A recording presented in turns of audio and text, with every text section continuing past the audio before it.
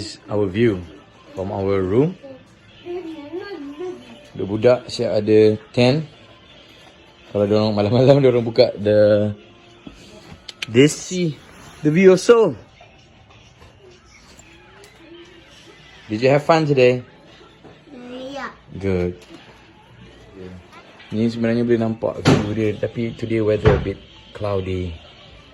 Alhamdulillah.